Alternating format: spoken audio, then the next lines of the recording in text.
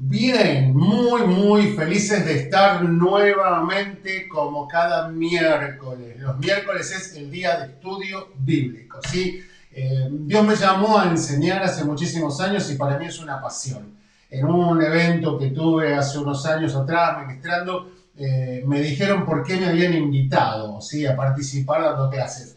Porque lo que les impactó de haberme visto, no sé si en videos o de forma presencial, fue la pasión que tenía cuando estaba dando una clase. Y esto es maravilloso porque llevo casi 30 o más años dando clases y no se acaba esa pasión, eso está buenísimo, porque hablamos y compartimos y no importa, solo les cuento, hubo una sola materia en la vida, una sola asignatura que me dieron que tenía que compartir, que eran estatutos, documentos, artículos. Ay, era una parte tan administrativa, tan fría, porque había que leer artículos y explicarlos. Pero todas las otras materias que di en la vida, la verdad que me impactaron. Y como les conté alguna vez, las que más me gustaron, las que más me llamaron la atención fueron estas dos, las que me dio un maestro que me marcó la vida, ¿sí? Hace unos días celebraba y festejaba el Día del Maestro, los felicitaba a todos aquellos que están desempeñando como yo la tarea de la enseñanza. Y este maestro para mí fue uno de los más grandes que tuve. Era chaparrito, era pequeñito, era un profesor peruano, Alberto Casano. Siempre lo recordaré porque él fue quien me enseñó estas dos materias. Él me enseñó tanto historia de la iglesia, que me apasiona, y he escrito libros sobre historia de la iglesia, eso es maravilloso, y por otro lado me enseñó las epístolas paulinas, y generó en mí tanto deseo de conocer, de meterme, que las estudié, y bueno, Dios en su gracia después me permitió compartirlas, enseñar, y por muchos años he hablado acerca de las cartas de Pablo. Cuando voy a predicar a algún lugar, cuando voy a enseñar a algún lugar, les recuerdo esta forma mnemotécnica que era, no sé si la tienen presente, está en el primer video. Este video, no me acuerdo si es el video 6, 7, 8 ya, tenemos desde la introducción y fuimos viendo, a ver si los repaso, la introducción, después capítulos 1 al 3, 3 al 5, 5 al 7, 8 y 9, ¿sí? Y 9 y 10, o sea, este sería el séptimo video de las clases de Corintios, ¿sí? Y en el primero habíamos hablado de esto, de rococó, gae, fil, cotete, tititi, fil. ¿Y qué es eso, Raúl? Esto es una forma mnemotécnica de acordarse de cuántas cartas escribió el apóstol Pablo. Algunos lo saben, algunos lo tienen presente. Son 13 cartas, ¿sí? Esas 13 cartas se resumen de esa manera. Si no lo viste, en el primer y en el segundo video lo tengo ahí, está muy clarito y podés repasar eso. También vimos cuánto tiempo había pasado entre la fundación de la iglesia y la escritura de la carta. Y esto es muy importante entenderlo, porque esto nos va a ayudar a nosotros hoy también a entender lo que sucede en una vida normal de cualquier persona entre que llega a la iglesia, se entrega a su vida a Cristo, reconoce a Jesús como Señor y Salvador, lo que diríamos se convierte a Cristo, y van pasando los años y algunas veces cometemos el error, tenemos el error conceptual de pensar, no, mira, ya tiene 2 años, ya tiene 5, ya tiene 7, ya tiene qué. Y de alguna manera quisiéramos que tenga qué, pero no necesariamente el tiempo biológico, cronológico, el tiempo de estadía dentro de la iglesia nos hace madurar. ¿Sí? Hay gente que estuvo en la iglesia por años, con todo el respeto de mi alma, y nunca creció. ¿Se acuerdan de las dos palabras que hablamos en el capítulo 3? Eso está en los primeros videos, repasalo si no lo viste. Estas dos palabras están muy claritas, eran sarkinoi y sarkikoi. Eran dos palabras en griego con las que Pablo trabaja en ese capítulo 3 y nos ayuda de alguna manera a entender, ¿sí? A comprender un poco más esto de la humanidad de todos nosotros, ¿no? La tuya, la mía. Y uno dice, ay, profe o pastor, usted lo tiene tan claro. No fue fácil, no fue de un día para el otro. Yo me entregué a Cristo, yo llegué a Cristo en el año, ay Dios amado, voy a hablar de años, ¿sí? En el año 82. Pero estuve el 82, parte del 82, el 83 y el 84 dando vueltas en la iglesia. Yo me llamaba cristiano, sería luego un cristianismo nominal, pero no había crecido nada, a punto tal que me tenía que bautizar, y esto en algunos testimonios lo he contado. Esto es una introducción para tratar de entender la gente de Corinto. yo me acuerdo que me tenía que bautizar con un compromiso que había hecho con uno de mis líderes. Saludos, Ramón Argañarás, si alguna vez ves este video. Y me acuerdo que era domingo, era un 20 de junio, era feriado, y yo me tenía que bautizar el 23 de junio, 22 o 23 de junio, que era el domingo. Después tendría que chequear qué día fue exacto. Pero me acuerdo que yo estaba en mi casa mirando un partido de fútbol con mi vaso de whisky y mi cigarrillo. Y me tenía que bautizar el domingo, ¿entendés? O sea, yo estaba mal, totalmente sarquicoy. Y se sentó Dios ahí a hablar conmigo y me dijo, Raúl, ¿te vas a bautizar? Sí. Y sentí que Dios me miró y me dijo, ¿así? ¿Con esto? Y ahí fue que le pedí ayuda a Dios para renunciar a esas cosas. Y empezó un cambio. Ahora, en mi vida, esos 2 años no cuentan, porque yo no puedo decir que había madurado, que había crecido. No, me había quedado chato ahí, chato. Era como que me engendraron y me dejaron en una incubadora, porque la verdad no había crecido nada. Y los corintios habían pasado por esto durante 5 años. ¿Por qué? Porque en el 52 se escribió la carta, y el 52 fundó la iglesia, y en el 57 es que escribe la carta, ¿sí? Entonces, en esos 5 años es que Pablo se entera de todas estas cosas que están pasando en la iglesia, y que algunas son difíciles de entender, pero cuando vos conocés la cultura de Corinto o la cultura de la ciudad donde estás viviendo vos hoy, ¿sí? Podés entender un poco más la iglesia. No es lo mismo, y perdón por cómo voy a ser de claro, no es lo mismo una iglesia de una ciudad importante en la zona céntrica o en la zona adinerada que una iglesia en un lugar alejado de la ciudad o en un paraje o en un lugar rural. No enfrenta las mismas situaciones, las mismas demandas, las mismas crisis, las mismas tentaciones. O sea, sí hay una lucha espiritual, pero no enfrentan igualdad de condiciones, ¿sí? Y Corinto era muy particular. Bien, tenemos acá algunas personitas que ya me están saludando, ¿sí? Daigu Sotelo, que es fiel, siempre está ahí. Guido Soler también, que siempre se engancha. Guido, bárbaro que estés. Y bueno, vamos a empezar a trabajar, ¿sí? Ya son 7:07, tenemos que empezar con lo que es la clase, pero antes de eso les quiero mostrar algo, ¿sí? Les quiero mostrar, porque algunos por ahí puede ser que no lo hayan visto, y yo quiero que vean, que miren esa belleza, ¿sí? Miren esa belleza, no sé si pueden verla, allí ella es el amor de nuestra alma, ¿sí? De Keren y Mía.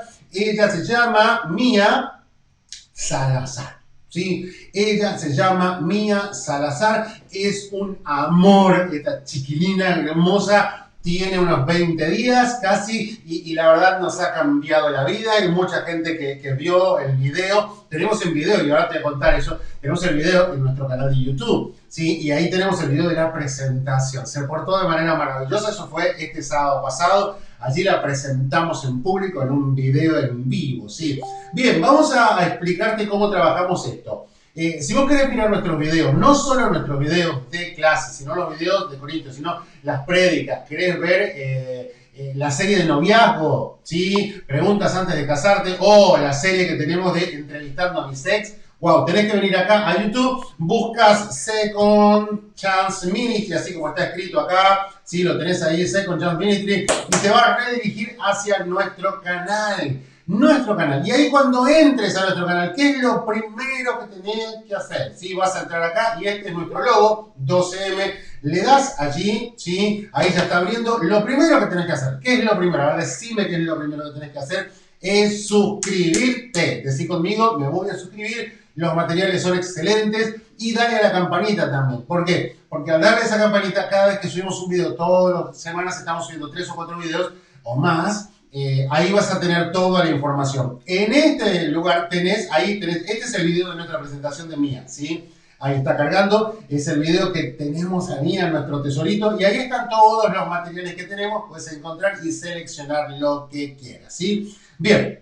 Eso salió del repaso nada más y ahora vamos a entrar a nuestra clase, porque para eso estamos acá, ¿sí? Y vamos a trabajar en eso, así que yo voy a darle ahí y miren qué lindo fondo tenemos hoy. Vamos a trabajar de esta manera, ¿sí? Voy a estar presente acá y vamos a tener aquí todo el bosquejo que vamos a estar discutiendo y vamos a trabajar luego con el texto también, no hay problema. Pero vamos a tener este bosquejo. Recuerden que los bosquejos nos sirven para tener un panorama sintético de todo el libro. Son 16 capítulos, es muchísima información. Las dos cartas más largas del apóstol son 1 Corintios y Romanos, ambas tienen 16 capítulos. Y Corintios hay que de alguna manera estructurarla. Entonces tenemos ahí un bosquejo, que lo habíamos repasado, pero lo volvemos a trabajar, ¿sí? Y el bosquejo dice lo siguiente. Vamos a mirar aquí, dice 1 Corintios, ¿sí? En 1 Corintios tenemos, sí, una... ¿Puedes bajar tu imagen? Ahí, no, ahora está bien, acá está bien. Ah. Porque en el video anterior, la parte anterior, la cámara anterior estaba más alta. Ah. Sí, acá está bien, sí, me estaban diciendo que estaba muy, tenía mucho espacio, pero acá estoy bárbaro, ¿no es cierto? Sí, estoy genial. Bien, tenemos acá entonces la introducción. La introducción, ¿se acuerdan que lo felicita porque tienen todos los dones, porque son santos y llamados a ser santos? Eso está en los primeros videos, ¿sí? En los primeros, capítulo 1 al 3, ahí tenemos la introducción. Después vimos el punto número 2, condenación a las irregularidades. ¿Qué es una cosa irregular? ¿Qué no es regular? ¿Y qué era lo que no era regular en la iglesia? Es que había divisiones, ¿se acuerdan? Había algunos que decían, yo soy de Pablo, yo soy de Apolo, yo soy de Cefa, yo soy...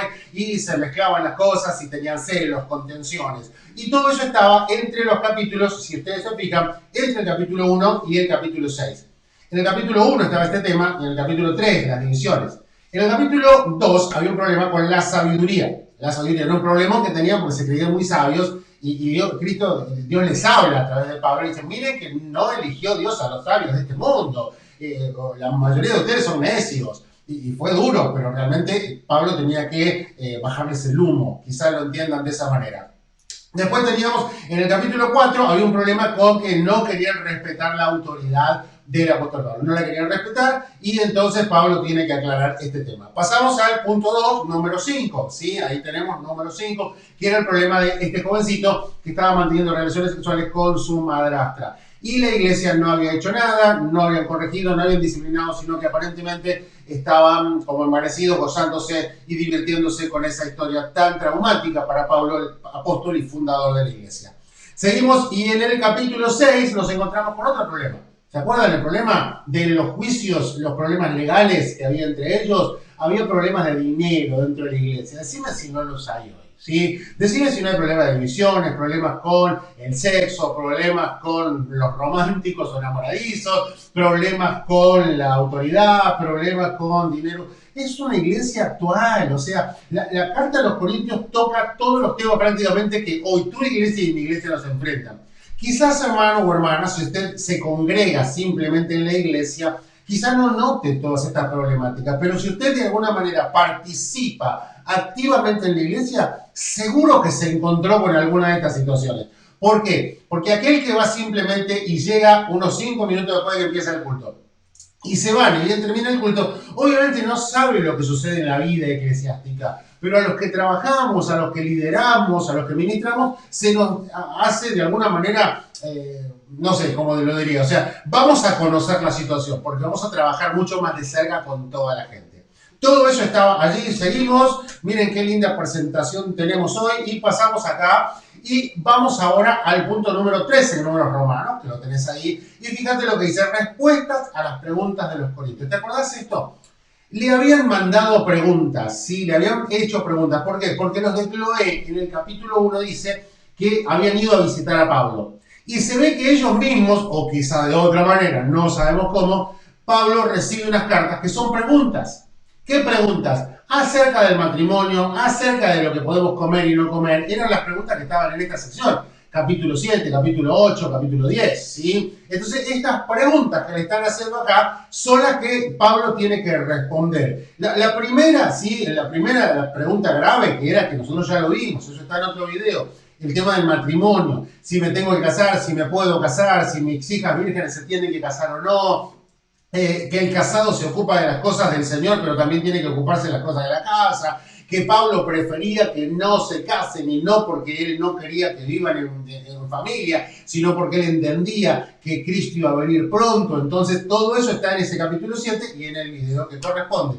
Y llegamos a este tema que hoy vamos a cerrar, que era el capítulo 8 y 10 acerca de la idolatría.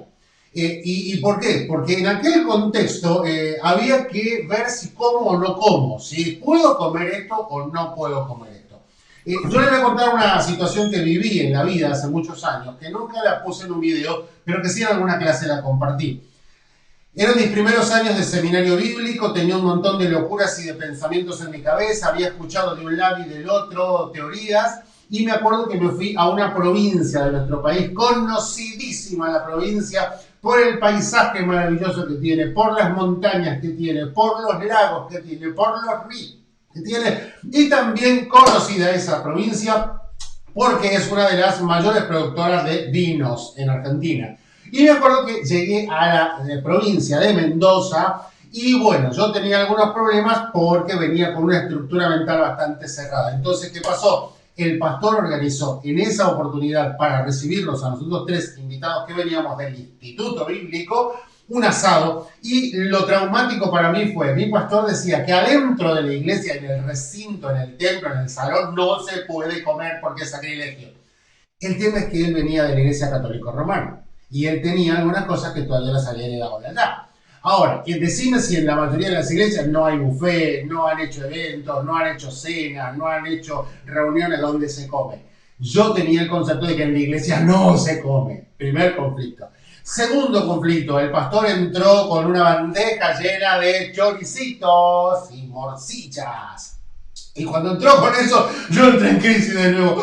Morcilla, Dios amado, dice la Biblia, el Antiguo Testamento, y el hermano tal y tal libro. Y los hermanos de Mendoza contentísimos ahí pinchaban, agarraban y tomaban morcilla y el choricito y el pancito y disfrutaron todos. Pero y ese fue el segundo conflicto. Y el tercero, no, el tercero fue más difícil. Porque cuando nos sentamos a comer, ¿con qué crees que se iba a brindar o con qué crees que se iba a beber en la provincia de Mendoza con un asado? Había vino. Entonces fueron los 3 conflictos que yo tuve y esos 3 conflictos no venían en mi naturaleza, esos 3 conflictos me los impuso la tradición, las relaciones que tuve en la iglesia, los preconceptos que tenían, mientras que los hermanos de Mendoza, cristianos igual que yo, hijos de Dios igual que yo y tan purificados y amados y santificados como yo, ellos comieron en el templo, comieron morcilla y tomaron vino y no se fueron al infierno, Dios no los castigó, no fueron dignos de disciplina, porque el tema era cómo fueron enseñados, ¿sí? Y acá tenemos este problema. En Corinto había mucha idolatría, la gente compraba la comida que había sido sacrificada a los ídolos. Entonces Pablo va a tener que discutir eso y lo habla en el capítulo 8 y en el capítulo 10. ¿Se puede o no se puede? Repetí conmigo. Todo lo que se ponga delante de vosotros, comed. Eso lo vamos a ver hoy más detalladamente. Pero por cuestiones de conciencia de mi hermano, y eso está, se recomienda la abstención por causa del hermano débil. Si hay un hermano que tiene problemas con esto, una hermana, si estás cerca tuyo, si estás en ese contexto, Pablo llega a decir entonces no comeré carne jamás. Bien dramático Pablo, pero lo que quería era cuidar a los hermanos. El segundo punto que tenemos ahí, el punto B, habla del conflicto con la autoridad. Una vez más que no lo quieren sostener a Pablo. Este es un tema que está en el video anterior, el anterior a este. En ese video hablamos de la necesidad que la iglesia comprenda, la responsabilidad que tiene. Si está una familia pastoral ministrando lo espiritual, Pablo dice, no es mucho que yo reciba lo material de ustedes. Y esto para Pablo era clarísimo, ¿sí? La iglesia tenía que sostener al ministro. Y pasamos por fin al capítulo 10, versículos 1 al 22, y ahí vamos a trabajar ya con el otro texto y vamos a ir y venir con estas presentaciones. Esto lo habíamos visto la semana pasada, pero vamos a hacer el breve repaso para que nos quede un poquito más claro. ¿Qué tenemos acá? ¿Sí? Estamos en amonestaciones contra la idolatría, 10 del 1 al 22, y fíjate la cantidad de veces que dice todos, todos, todos. Esto, si viste la clase pasada, lo recordás, dice, todos habían sido bautizados, todos estuvieron bajo la nube, todos comieron el maná, todos, habían recibido muchísimos milagros, ¿sí? Eso estaba claro.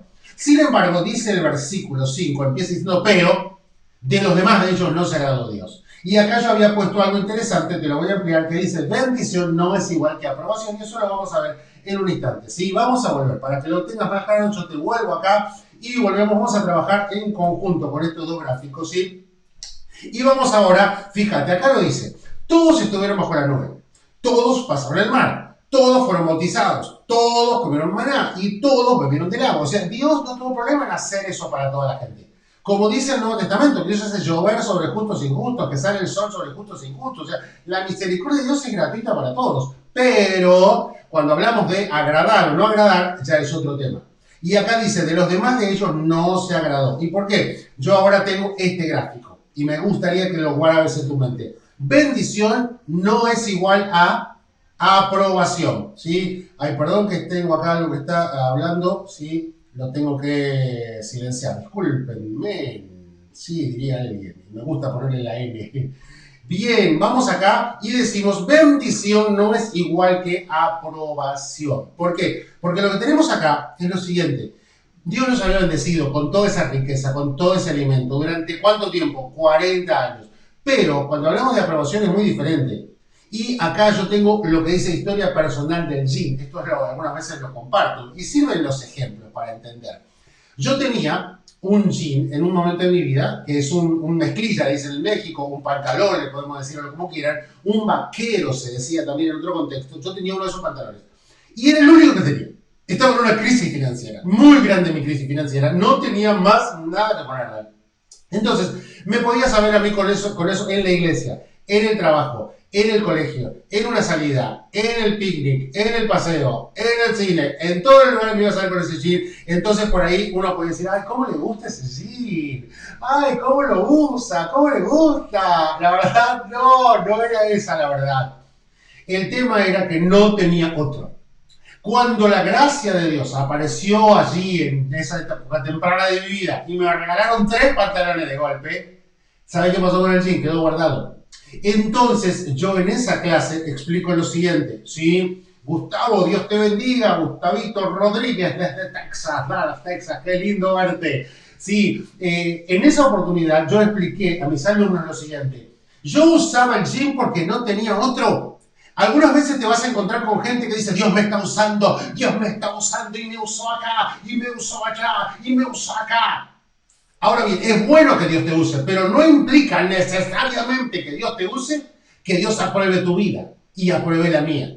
Porque la aprobación no va de la mano, puede estar separada. Y ahora, ¿por qué yo usaba el jean? Porque no había otro. Ahora, ¿por qué puede ser que Dios use la vida de alguna persona? Porque no hay otro. ¿Alguna vez habrás visto personas que vos sabés que tienen una vida espiritual, una vida familiar desordenadísima y que sabés todo lo que están haciendo porque tristemente estás cerca, te enteraste, te informaron de los pecados que está viviendo esa persona y sin embargo vos ves que viene otro santo? Y algunos llegan a pensar que si Dios te usa es que Dios te aprueba, ¿sí? Y acá tenemos en claro esto que no es así, no necesariamente es así. Y vamos a pasar ahora a estos versículos y esto lo tenemos que ver con el texto bíblico, ¿no es cierto? Fíjate lo que dice. Esto sucede como ejemplo, versículo 6 y versículo 11, están en rojo, marcadito. ¿Qué es lo que está como ejemplo? Estas cosas que hicieron los israelitas, ¿sí? ¿Qué habían hecho los israelitas? Fíjate, habían codiciado. ¿Alguna vez codiciaste algo? Es un mandamiento, si no codiciarás. Generalmente lo cerramos en no codiciarás la mujer de tu prójimo, pero si miras bien el texto original dice no codiciarás su buey, no codiciarás su asno, no codiciarás su campo, no codiciarás su ganado, no te concentres solo en la mujer o el hombre. Podés codiciar un montón de cosas de otras personas y dice que ellos codiciaron. ¿Qué más? Habían sido idólatras, pusieron cosas en su corazón que no debían, pusieron en alto cosas que no debían y algunas veces nosotros lo hacemos. Ponemos nuestro trabajo en alto, ponemos nuestra iglesia en alto, ponemos a nuestro pastor en alto, ponemos nuestra casa en alto, ponemos nuestro novio, novia, esposo o nuestros hijos en alto. Y Dios dice, ¿por qué este está al lado mío? Si este es el lugar que solo me corresponde a mí. ¿Qué más habían hecho ellos? Dice que habían fornicado, y bueno, eso ya sabemos que pasa en las iglesias también, pasa en el mundo en el que estamos viviendo, para que no tentemos al Señor como ellos lo tentaron, y lo último, que no murmuren. Ahora, decime la verdad, yo te voy a preguntar, ¿conoces a alguien que nunca haya murmurado? Ponete a pensar.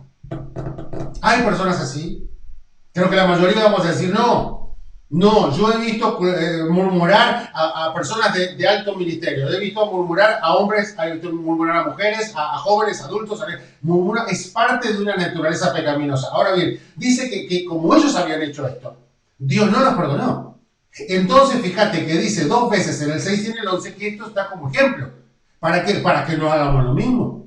Fíjate que la Escritura está de alguna manera remarcándonos cuál es el objetivo que estas cartas estén escritas y que estos libros queden registrados, estos 66 libros maravillosos, que queden registrados para que vos y yo tengamos ejemplo de qué es lo que hay que hacer y qué es lo que no hay que hacer. Volvemos a de los gráficos y fíjate, ¿qué es lo que no hay que hacer? Codiciar, idolatrar, murmurar, tentar al Señor y fornicar. Ahora, todo esto dijimos que había pasado como ejemplo.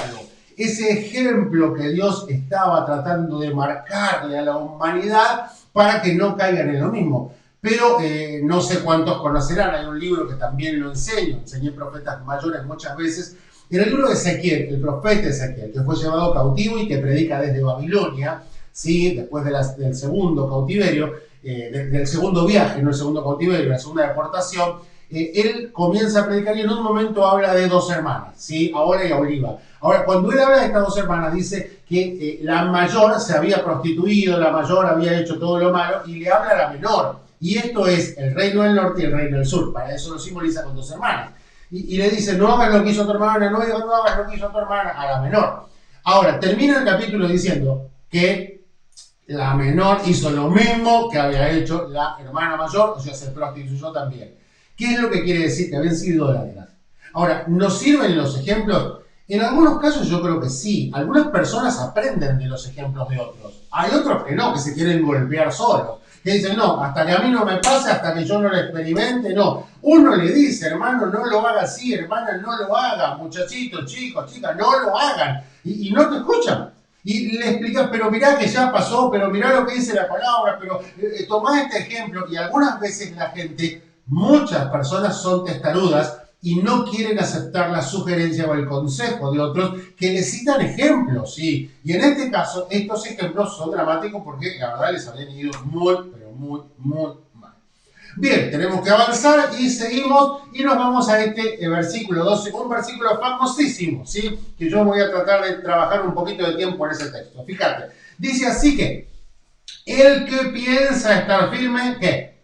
Mire que no caiga. Yo tengo que remarcar acá cuál es la palabra importante. ¿Cuál sería la palabra importante acá? Yo la tengo remarcada. Fíjate, el que piensa. Es diferente pensar a estar. Pablo no dice el que está firme. No. No dice el que está firme, porque el que está firme no va a pasarle. Lo que Pablo dice es el que se la cree. Esa es la traducción correcta. El que se la cree. Y conocer gente que se la cree. Cantidad. Muchísima gente se la cree. A mí no me va a pasar. Yo ya estoy madura. Yo puedo manejarlo. Yo no hubiera hecho lo mismo. Jamás hubiera caído como cayó él. Son todas frases que usa la gente que piensa estar firme. Ahora, Pablo dice, el que piensa, el que se la cree, el que se imagina que está firme, tenga cuidado. Tenga cuidado. ¿Por qué? Que no caiga. Tened cuidado que no caiga. ¿Sabes a qué me hace acordar? Cuando yo era pequeño, tengo una cicatriz acá que no se ve por la barbita, la chiva que tengo. Algunas personas la vieron nada más, está muy debajo. Pero me hace recordar que cuando íbamos a comprar con mamá, cuando yo tenía más o menos 4 o 5 años, mamá me llevaba a comprar a un mercado, una tienda. Y cuando volvíamos había un lugar que tenía unos pilarcitos donde se podía caminar. Se podía, no se podía y no se debía. Pero muchas veces los chicos nos subíamos ahí. ¿Y qué me decía mamá? No te subas que te vas a caer, no te subas que puedes caerte, no te subas que te puedes lastimar. ¿Qué hacía yo?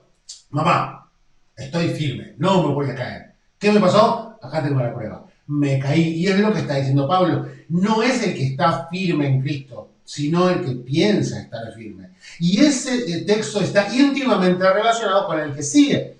El que sigue es famoso, creo que lo conocés de memoria, tal vez. Dice, no os ha sobrevenido ninguna tentación que no sea humana, pero fiel es Dios, que no os dejará ser tentados más allá de lo que podáis que resistir. ¿Y cómo te provee Dios eso? ¿Cómo te ayuda eso? Dice, sino que dará también juntamente con la tentación que la salida, para que podáis soportar.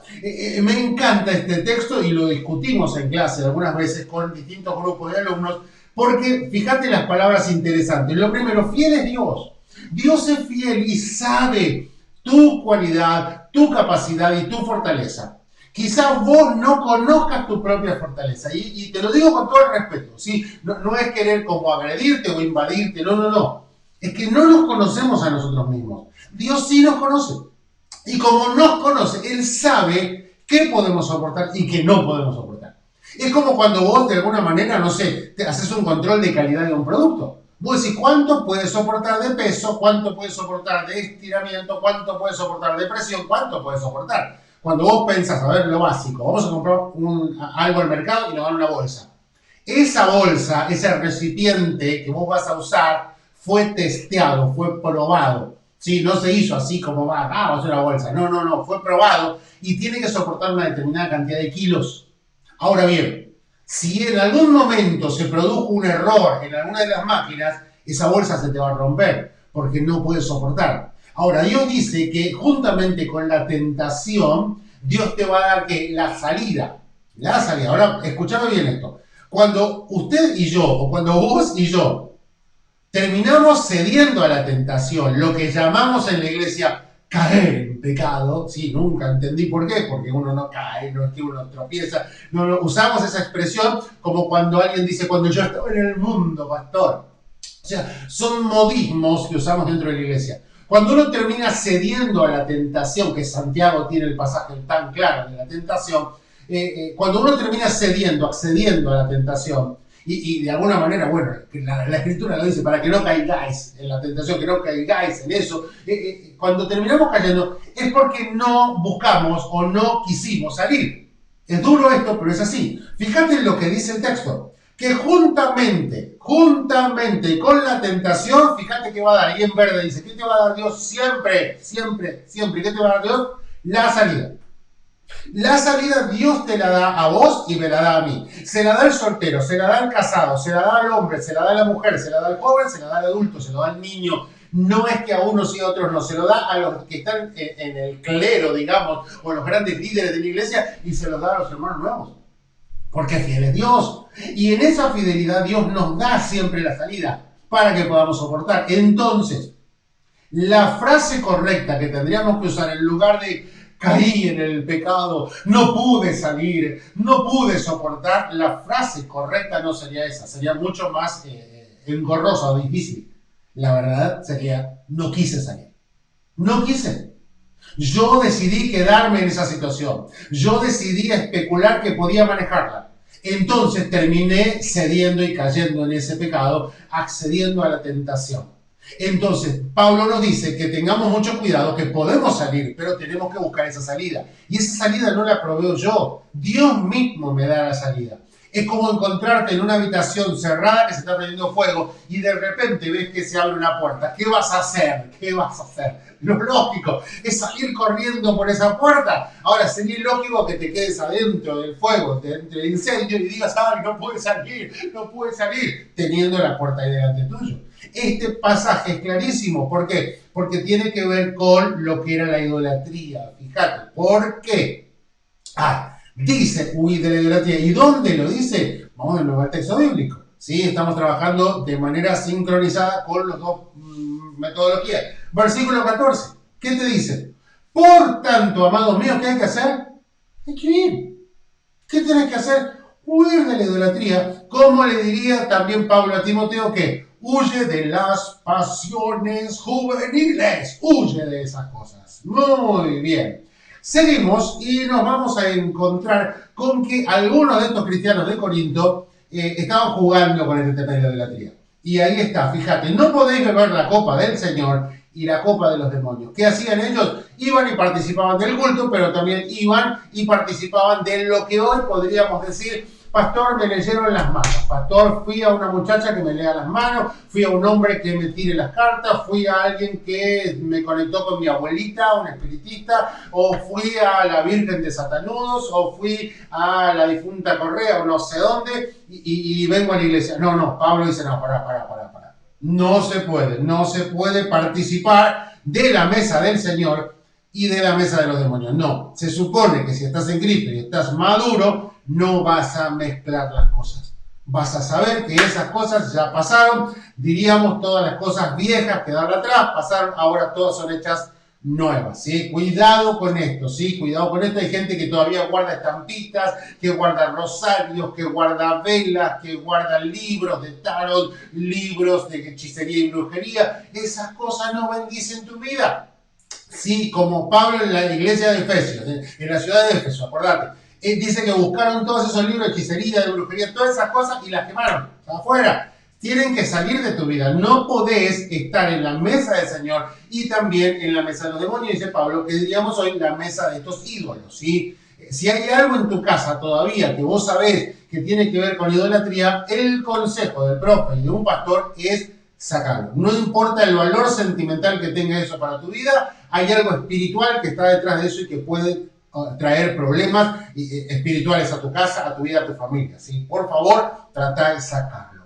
Muy bien, y llegamos ahora a este capítulo que estamos todavía en el 10 y vamos a ver esto del 10 y vamos a llegar a ver el 11, el tema del velo en la mujer. Con eso vamos a cerrar. Pero tenemos ahora el uso correcto, uso debido de la libertad cristiana. ¿Qué es la libertad? ¿Cómo usamos la libertad? Es un grave tema, es un tema bastante importante, que mucha gente no sabe usar la libertad. De hecho, cuando somos niños no tenemos libertades. Nuestros padres, nuestros progenitores o las personas adultas con las que vivimos nos empiezan a marcar los parámetros. Hasta acá sí, hasta acá no, a la calle no puedes bajar, a ese auto no te puedes subir, a tal horario no puedes volver, tal comida no puedes comer, tal postre ya es suficiente, el helado no es para hoy, la tele se apaga a tal hora, y uno dice, no, soy libre. Es que no podemos porque somos inmaduros. Pablo en la carta, ay Dios, hay tanto para explicar. Pablo en la carta a los Gálatas explica esto porque dice que en tanto que el heredero es niño, es igual que el esclavo, nadie difiere del esclavo. ¿Por qué? Porque está bajo tutores y curadores. ¿Qué sería esto? Que cuando usted y yo éramos niños necesitábamos a alguien que nos ponga los límites, que nos marque la cancha, hasta dónde podemos y hasta dónde no. Ahora, llega un momento donde tus padres, tus autoridades, dicen, no, haz lo que quieras. ¿Y qué es hacer lo que quiero? Eso es ser libre. Pero ser libre es una responsabilidad. Ser libre es una responsabilidad. Cuando usted pasa a ser jefe de usted mismo, empiezan los conflictos. Porque mientras usted tenía un jefe, un supervisor que le decía a qué hora hay que entrar, a qué hora hay que salir, qué trabajo hay que hacer y qué no hay que hacer, usted aunque protestaba y tenía broncas y enojos y berrinches y murmuraciones, usted sabía porque alguien le decía, ahora bien, usted ahora es el propio jefe de su vida y de repente, ¿a qué hora se levanta? ¿A qué hora se acuesta? ¿Cuántas cosas hace en el día? ¿Cómo administra su tiempo? Y no sé, más o menos. Y eso es la libertad. ¿Cómo uso la libertad? ¿Cómo uso? Ahora tenemos que entender el uso de la libertad en el tema de las comidas, porque esto tenía conflictos con la idolatría. Todo eso está relacionado en este capítulo 10, la parte final. Fíjate. Dos frases que las tenemos que conocer. Todo me es lícito, pero no todo conviene. Todo me es lícito, pero no todo edifica. Ahora, fíjate que lo que va a decir Pablo tiene que ver con la comida. Estamos puntualmente hablando de la comida. Acordate que era un tema de si como o no como tales cosas. ¿Puedo comer tal comida o no puedo comer tal comida? Fíjate lo que dice Pablo. Ninguno busque su propio bien sino el del otro. De todo lo que se vende en la carnicería, ¿de qué dijo? ¿De qué? Repasalo de nuevo conmigo. ¿De cuánto? De todo lo que se vende en la carnicería. ¿Qué hay que hacer? Comer sin preguntar. Fíjate porque esto sigue, lo vuelve a decir. Sí, a ver, ¿dónde estaba? Porque esto estaba clarísimo. ¿Sí? De todo lo que, wow, de todo, acá lo tengo, perdóname, no lo había remarcado. ¿Sí? Acá lo pongo en azul. De todo lo que se os ponga delante, ¿qué hay que hacer? Hay que comer. Ahora, fíjate que Pablo lo tiene reclaro. Pablo, como maduro en Cristo que estaba, él dice, mira, a mí me ponga lo que me ponga delante, ¿sabes qué hago yo? Lo vendido y le entro, no importa. Algunas veces yo cuento que estuve, por gracia de Dios, en diferentes países. Y cada país tiene su cultura, no sé, ¿cómo se llama? Cultura culinaria, o sea, la cultura alimenticia. Cada país tiene su forma de comer, con sus sabores, con sus aderezos, con sus especias, con sus olores, con todo eso. Cada país tiene, y en cada cultura donde vas, te sirven algo. ¿Qué diría Pablo? De todo lo que te pongan delante, ¿qué hay que hacer? Bendícelo y dale para adentro. Y comelo. Ay, pastor, pero no estaba feo a la vista, y pero los colores, sí, pero los aromas, sí, pero los olores, sí, está bien. Te entiendo que cuando uno fue criado en un lugar y no ha visitado mucho, estos cambios pueden ser problemáticos. Estos cambios pueden ser difíciles. ¿Por qué? Porque si vos no has viajado o no conoces personas de otras culturas, estás acostumbrado a que al churrasco, a la papa frita, a la milanesa, a la papa, al puré, la salchicha, el huevo duro, la pizza, y hasta ahí casi vamos. Ahora, cuando salís te encontrás con otras culturas y otras comidas. Pablo dice, lo que te pongan delante, ¿qué hay que hacer? Comer, sin preguntar. Fíjate que lo dice en el versículo 25 y de nuevo en el versículo 27. De todo lo que se os ponga delante, comed sin preguntar. O sea, No abras la boca, no preguntes, no cuestiones. Te sirvieron un guiso, te sirvieron unos ojos no sé, de mono, te sirvieron unos chapulines en México, te sirvieron unas arepas en Colombia, te sirvieron unas pupusas en El Salvador, te sirvieron lo que sea. ¿Qué tenés que hacer? Comer. Comer. Sin preguntar. No pregunten, por favor. Pero seguimos, perdón, esto no va para acá, lo salvo y sigo. Dice, por motivos de conciencia. Y fíjate que aparece 3 veces ahí, remarcado en amarillo, el concepto de conciencia. Y acá vamos a trabajar. No la conciencia tuya, si ya estás maduro, sino la conciencia del hermano débil, de aquella persona que todavía no ha crecido. ¡Wow! Más si alguien, versículo 18, os dijere, esto fue sacrificado a los ídolos, ¿qué hay que hacer? Ay, mi Dios, yo lo voy a remarcar ahora, fíjate, lo remarco. Sí, ¿qué hay que hacer? No comáis. No tengo que comerlo. Porque me lo dijeron, y como me lo dijeron, puede ser que haya otras personas que tengan una conciencia débil, o sea, que sean inmaduros todavía en la cuestión de fe, de crecimiento espiritual. Entonces, por cuestión de ellos, no tengo que comer. Y fíjate, versículo 29, la conciencia, digo, no la tuya, sino la del otro. Y esto es madurez. Una de las definiciones básicas de madurez es esta. La persona que no solo puede cuidarse a sí mismo, que puede cuidarse a otro, puede cuidar a otra persona. El inmaduro apenas se cuida a sí mismo, apenas, porque no sabe, porque no puede, es dependiente de otros, ¿sí? Luego pasa a ser independiente y luego pasa a ser, cuando es maduro, interdependiente, que puede relacionarse y cuidar a otros. Es su psicología. Pero acá tenemos este concepto y lo vamos a ver en este pequeño cuadro que tenemos acá. Fíjate, todo me es lícito, pero no todo conviene y no todo edifica. Entonces hay cosas que yo no tendría que hacer porque no me convienen y porque no me edifican. No solo tengo que pensar en mi conciencia, sino en la conciencia de mi hermano o de mi hermana, ¿sí? Acá está el cuadro. Todo lo que te venden en la carnicería, ¿qué? Come. Todo lo que sea de una invitación de un incrédulo, ¿qué? Come. Pero cuidado, si te dicen que esto fue sacrificado, que viene de tal pacto, que viene de tal... Ay, Dios amado, en ese momento la senté, no, bueno, gracias, disculpe, no, prefiero no comerlo. No es una discusión teológica, no es necesario que la hagas. Ni que condene, ni que critique, ni que te ponga a reprender a los demonios. No. Pablo dice, no comáis. Sí, cuidado, porque algunas veces nos ponemos en la discusión. No, porque esto es del diablo, porque esto no es del diablo, porque esto... No te dice Pablo que hagas eso. Pablo te dice, sabiamente responde, no voy a comer, gracias, y pasamos a otro tema. Ahora, ¿qué es lo que Pablo quiere? No ser tropiezo y no buscar, acá lo dice el versículo 32, yo voy a poner de nuevo el texto, el versículo 32 lo dice, no ser tropiezo. Fíjate, ahí lo tenés, versículo 32, no ser tropiezo. Y tampoco, fíjate lo que dice, cuando termina el párrafo, no procurando mi propio beneficio. ¿Qué significa esto? Que yo no tengo que solo pensar en mí. Pablo lo diría en la carta a los filipenses. ¿Sí? No buscando su propio beneficio, no buscando su propio bien. Y después lo explica más adelante en el capítulo 2, donde aclara esto y lo dice, todo está en el capítulo 2, lo dice, pues a ninguno tengo el mismo ánimo y que tan sinceramente se interese por vosotros, está hablando de Timoteo, pues cada uno busca lo suyo propio. O sea, yo tengo hambre, Raúl, y voy a comer si me importa un comino, si mi hermano es frágil, si mi hermano es débil, si tiene la conciencia frágil o débil, a mí no me importa, que madure. Pablo dice, no tenés que buscar tu propio bien. Si vos sabés que tu hermano todavía no ha madurado, no ha crecido, y que comer eso le puede hacer mal, o que si ve en tu casa, en tu vida, bebidas alcohólicas, puede entrar en crisis, ¿qué es lo que Pablo aconseja? Entonces no lo hagas, no lo hagas.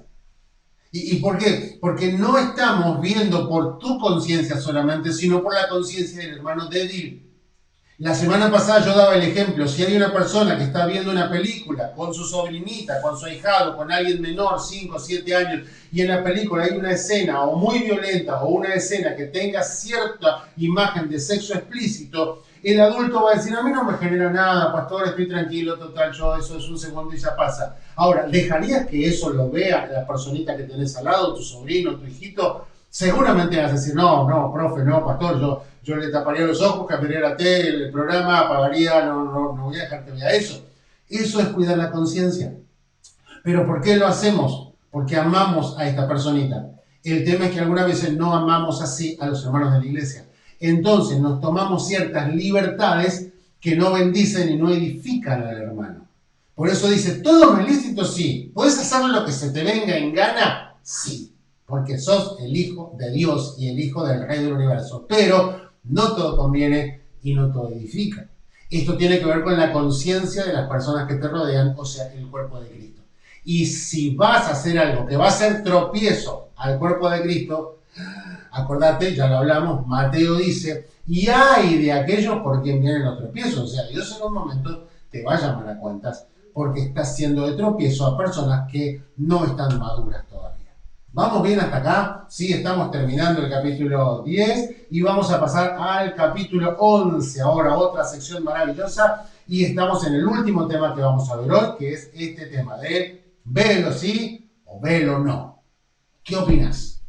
Hasta ahora yo recuerdo que solo una vez me pasó en el sur del país de Argentina, no me acuerdo de la provincia, no me acuerdo cuál era, pero que cuando entré estábamos con distintas personas de distintos sexos y de repente cuando entramos había así como agua fría, agua caliente, una bifurcación, así, y yo como, ¿qué pasaba? ¿Qué pasaba? Y era hombres por un lado, mujeres para el otro, así como que, ok, bueno, está bien, y nos separaron, y no solo nos separaron por cuestiones de sexo, sino que también a la mujer le pusieron la mantilla, el velo.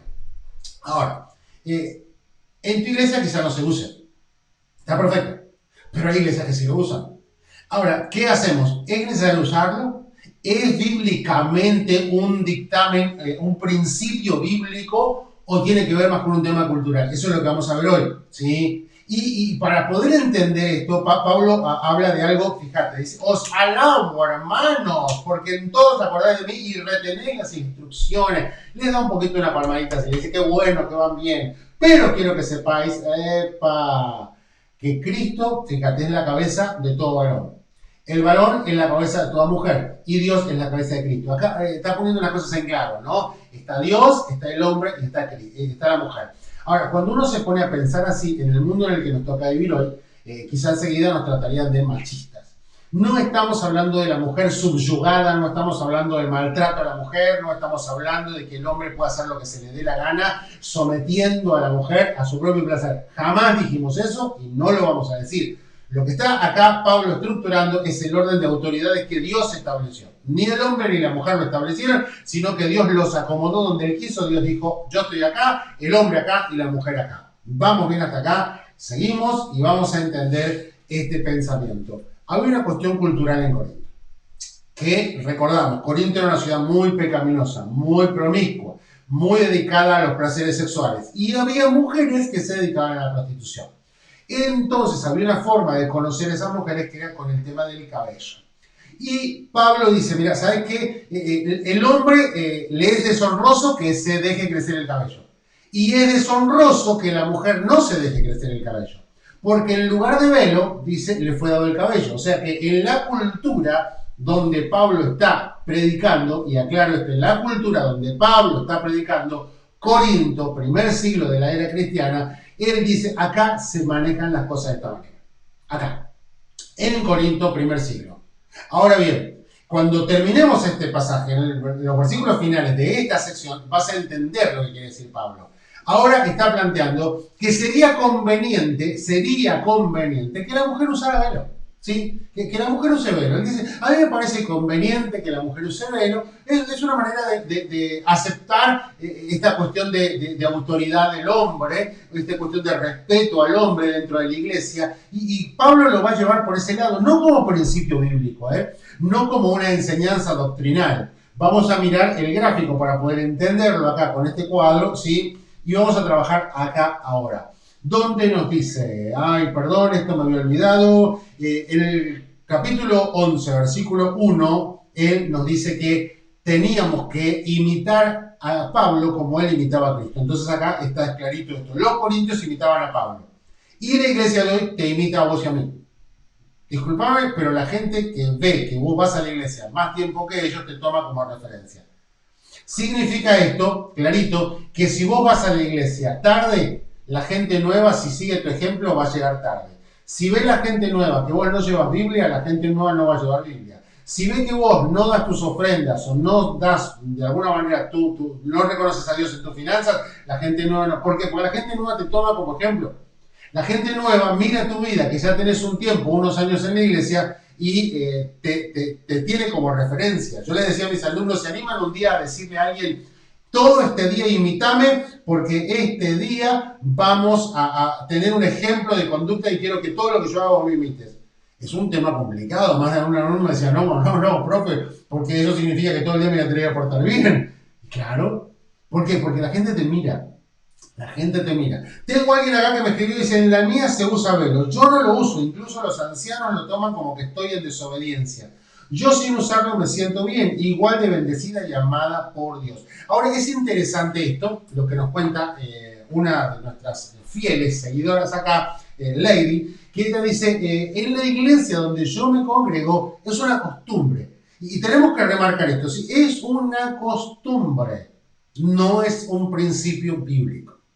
Ahora, si en esa iglesia yo me estoy congregando y quiero ser parte de ese ministerio y trabajar en ese ministerio, quizás uno tiene que aceptar ciertas formalidades. Por ejemplo, hay iglesias donde el hombre, si no va con corbata, no lo eligen para nada. Ni para levantar la ofrenda, ni para pasar adelante, ni para ujier, ni para evangelismo, nada, porque no lleva corbata.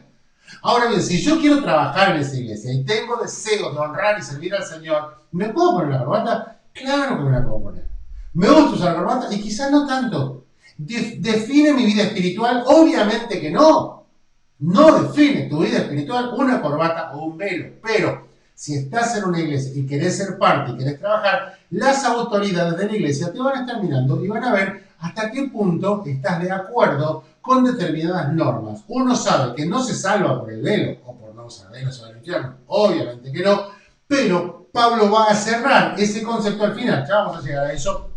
Fíjate acá cómo lo dice, ¿sí? Las mujeres, estoy en ese punto 1, ¿sí? El velo en las mujeres, y sigo, voy a dice lo que habíamos mencionado, Cristo es la cabeza de todo varón, el hombre es la cabeza de la mujer y Dios es la cabeza de Cristo. Este es el repasito de lo que estábamos viendo. No es doctrina, lo repito, no es doctrina el uso del velo. Son costumbres de iglesia, son tradiciones de iglesia, no es doctrina. No hay ningún libro de teología, de doctrina cristiana que sostenga que tiene que usarse velo. No es doctrina. Sí es una costumbre cultural. ¿Y esto por qué hablamos? Porque cada pueblo, cada país, cada nación, cada etnia tiene sus principios culturales, sus conductas establecidas, ¿sí? Esas pautas por las que uno va aprendiendo, no escritas, pero se aprende a vivir en ese contexto. Así es este pensamiento. Es un principio, una costumbre cultural, un principio de sumisión. Seguimos, y acá está esto de que el varón es sin la mujer es sin el hombre, no, porque dice Pablo que el hombre no procede de la mujer, sino la mujer del varón, pero después, cuando nos ponemos a pensar el huevo y la gallina, ¿sí? Ahora bien, el hombre, hoy yo, ¿de quién vengo? Vengo de una mujer, de mi mamá, de Ana. Entonces, en esas relaciones que está ese gráfico, y dice, pero todo esto proviene ¿de quién? De Dios. Y fíjate, porque acá Pablo dice, yo no impongo. Él no quiere contender, no quiere imponer. ¿Y dónde está eso? Yo te lo voy a explicar acá. Versículo 16. Yo te decía que al final del pasaje, él va a explicar esto. Dice, con todo esto, toda mi explicación, sería bueno para Pablo que la mujer use velo. Sería bueno. Con todo eso que yo te he explicado, si alguno quiere ser contencioso, o sea, quiere pelear sobre el tema que sí, que no, que hay que usar, que tal día, que sí, que tal forma, que nosotros no tenemos tal costumbre ni las iglesias de Dios. Pablo de alguna manera está cerrando el capítulo diciendo, ¿sabes una cosa? No define una vida cristiana si usa o no usa velo. No define la santidad de una persona si usa o no usa velo. Por eso no somos de contender. Si querés usar velo, bien, bendecido seas en tu iglesia. No querés usar velo, bendecido seas en tu congregación. Para Pablo no era un problema teológico, por eso dice, no impongo ni tampoco voy a manifestarme que tiene que ser obligatoriamente así. Fíjate acá, lo tengo remarcado, el versículo 16. Nosotros no tenemos tal costumbre en las iglesias de Dios. No vamos a discutir por eso. Y esta es una posición sabia del apóstol, ¿no es cierto? Pablo en ese momento dice, yo no voy a estar discutiendo por esto. Hay otros temas más fundamentales que tienen que ver con la Santa Cena. Y bueno, a ver si puedo mínimamente entrar con el tema de la Santa Cena, a ver si llegamos, porque es un tema bastante profundo, ¿sí? Fíjate, ¿sí? En el capítulo 11, versículo 17 al 34, voy a hacer la introducción nada más, porque ya estamos sobre los momentos finales de la clase. Dice, la forma correcta de celebrar, o la forma de vida de celebrar la cena del Señor. ¿Sí? ¿Cuál es la forma de vida? Si hay una forma de vida, hay una forma indebida. O dicho de otra manera, si hay algo indebido, es que hay una forma de vida. ¿Qué dice? El buen propósito de los problemas. ¿Sí? ¡Wow! Las divisiones y las disensiones, dice Pablo, manifiestan a los aprobados. ¿De dónde sacamos ese gráfico? Acá, fíjate. Dice que no se reúnen para lo mejor, está remarcadito, sino para qué, para lo peor. Oigo que hay divisiones. Se había enterado, acordate, por las cartas y por lo de Cloé. Pero dice que estos problemas son buenos para que se hagan manifiestos entre vosotros los que son que, yo lo voy a remarcar más fuerte, los que sean que aprobados. O sea que los problemas nos ayudan a ver quiénes están maduros y quiénes están inmaduros. ¿Cómo? Es que los problemas sacan lo mejor de nosotros o lo peor de nosotros. Cuando uno tiene una crisis, cuando uno tiene un problema, estas cosas que estaban viviendo en la iglesia de Corinto, se acaban lo espiritual que había dentro o lo sárquico y carnal que había dentro. Porque acordate lo que dijo en la Escritura, lo que dijo Cristo, de la abundancia de lo que hay acá adentro, ¿qué? Sale. Entonces, si una persona está llena del Señor, frente a las disensiones y las divisiones que hay en la iglesia, esta persona, hombre, mujer, joven o adulto, va a sacar lo mejor, va a tratar de conciliar, va a tratar de buscar el amor, va a tratar de edificar a la gente. Si no está maduro, es un sarquicón todavía dominado por la carne, él va a ponerse de un lado, va a criticar, va a meter, como meterle leña al fuego, sería una expresión, ¿no? Querer apagar un incendio con gasolina, no. Una persona inmadura va a sacar lo malo. Por eso dice que los problemas de alguna manera sirven. ¿Por qué? Porque de esa manera los que están bien muestran la aprobación de Dios con su buena conducta. Pero los que están mal, mi Dios, hacen caos y desastre, ¿sí? Ahora, ¿qué es la Santa Cena? ¿Sí? Vamos a trabajar sobre eso como introducción. No, aquí me vengo, perdón. Como introducción y vamos a cerrar con este pensamiento. En la iglesia de Corinto había dos grupos, dos grupos sociales muy fuertes. Estaban los ricos y estaban los pobres. ¿Y cómo era esto? Eran los libres y los esclavos. Así de fácil. En Corinto, que es una ciudad dentro de la provincia de Acaya, una provincia romana, los romanos en el primer siglo, algunos libros sostienen que era casi la mitad de la población libre y casi la mitad de la población esclava. Ahora bien, a la iglesia de Corinto habían llegado algunos libres, hombres libres, ricos de dinero, y algunos esclavos, pobres. Esto es fundamental entenderlo para poder comprender la Santa Cena. Fíjate lo que dice, tengo que volver. Dice el versículo 21, se adelantan, y en el versículo 22, los pobres son avergonzados. ¿Cómo llegamos a esa conclusión? Vamos acá, vení, acompáñame en esto y vamos a trabajar lo último. Porque, versículo 21, al comer, cada uno se adelanta a tomar su propia cena, y uno tiene hambre y otro se embriaga. Porque no tenéis casas en que comáis o bebáis, o menospreciáis la iglesia de Dios, y avergonzáis a los que no tienen nada. Fíjate que había gente que traía su comida temprano porque eran libres, comían temprano, se saciaban hasta la gula, hasta casi vomitar, se embriagaban porque empezaron a comer muy temprano. ¿A qué hora llegaban los pobres? Los esclavos llegaban después de haber atendido sus casas, después de haber atendido a sus amos. O sea, vos imaginate, el rico comenzaba a cenar a las 6, 7 de la tarde, comenzaba a cenar, y a las 8, 9, 10 ya estaba, oh, Dios amado, en qué grado de alcoholismo no lo sé, y hartazgo hasta acá. Ahora, los esclavos a esa hora habían estado sirviendo en sus casas donde eran esclavos. Y al terminar todo, limpiar, lavar, ordenar todo a las 10, 11 de la noche, conseguían el permiso para salir una vez que habían cumplido todo e ir al lugar de reunión para celebrar la cena del Señor. Cuando ellos llegaban, no podían llevar comida porque eran esclavos, porque eran pobres. Ellos llevarían, no sé, una galletita, llevarían un grisín, llevarían algunas cosas muy pequeñas que eran las sobras de lo que había quedado en la casa de sus amos. Mientras que los ricos ya se habían lastrado todo, habían comido hasta el hartazgo, habían bebido, y ahora cuando llegaban los pobres, los humildes, no podían compartir la mesa.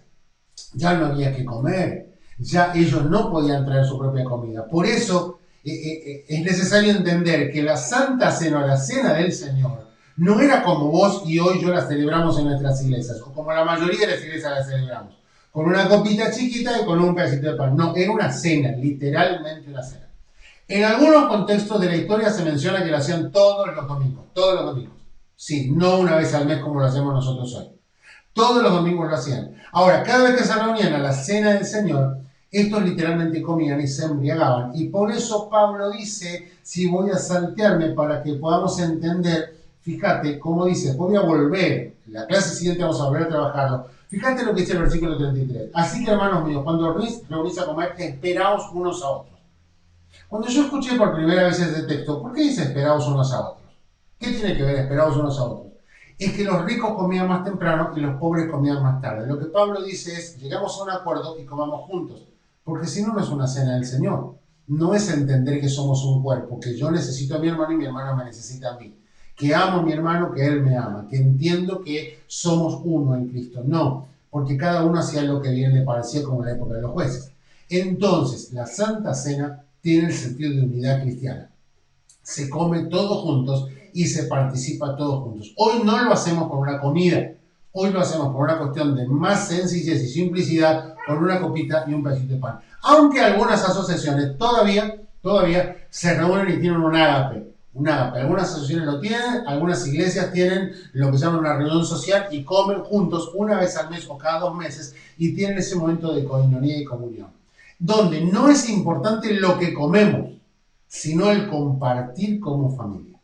Hasta allí la clase de hoy, ya son las 8, ya hacemos el cierre con si hay alguna pregunta o saludos, pero hasta aquí. ¿Qué es lo que vimos hoy? ¿Sí? Capítulo 10 y capítulo 11.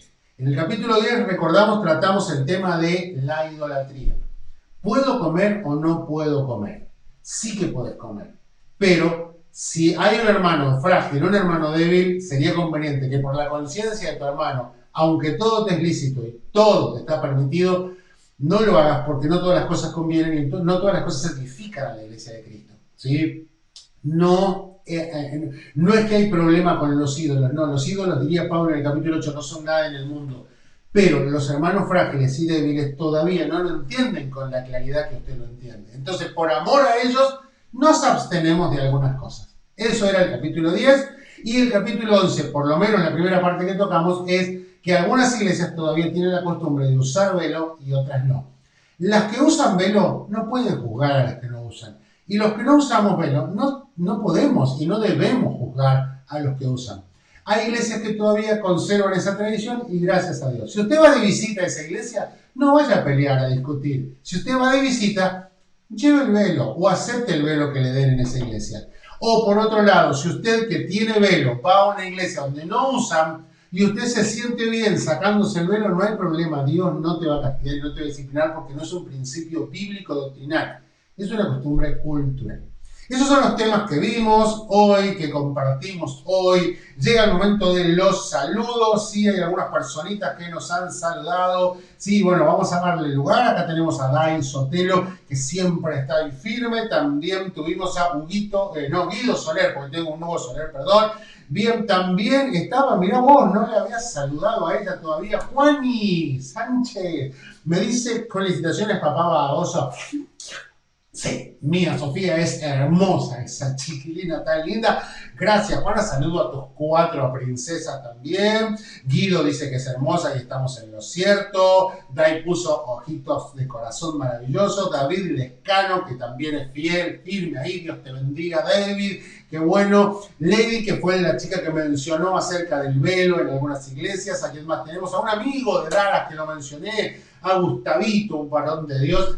Nunca me voy a olvidar, hermano, lo que sembraste en mi vida. Sí, oh Dios, amado, cuántas cosas lindas me ha permitido Dios al conocerte. Gracias por tu generosidad, gracias por tu amor. Bendigo a tu esposa que dice que soy como un tío, si no me equivoco, y a tus varones grandes, me imagino que están muy grandes también. A Enrique, sí, bendiciones, pastores Chequique, Dios te bendiga, sí. Seguimos, ¿a quién más tengo que saludar? Sí, a Sergio Gauto, sí.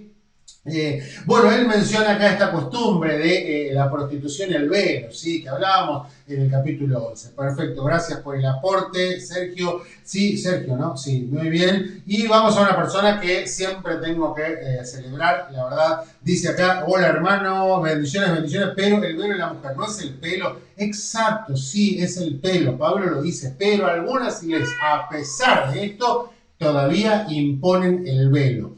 O sea, que aunque Dios le dio el velo natural, algunas iglesias todavía lo imponen. Entonces, como nosotros, en el caso de Keren y mío, que vamos a ministrar a muchas iglesias, nunca es la idea de ir a contender. Si a mí me invitan a participar de una actividad y dicen, Keren tiene que usar velo, gloria a Dios, Keren se pone el velo y no hay conflicto, no es ni más ni menos delante de Dios, ¿sí? ¿Qué más tenemos ahí? A la pastora Olga Oviedo, sí, una pastora maravillosa con su familia.